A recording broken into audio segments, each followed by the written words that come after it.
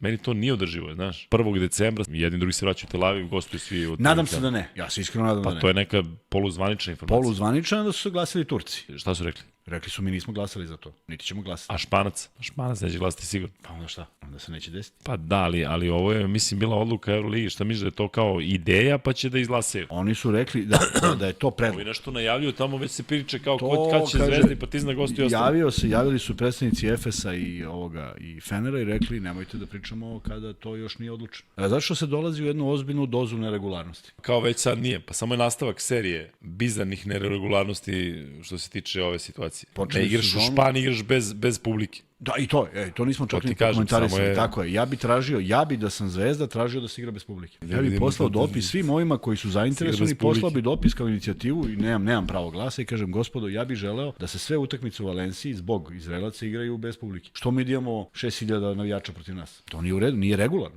nije pošteno, tako, ja bih im tako napisao.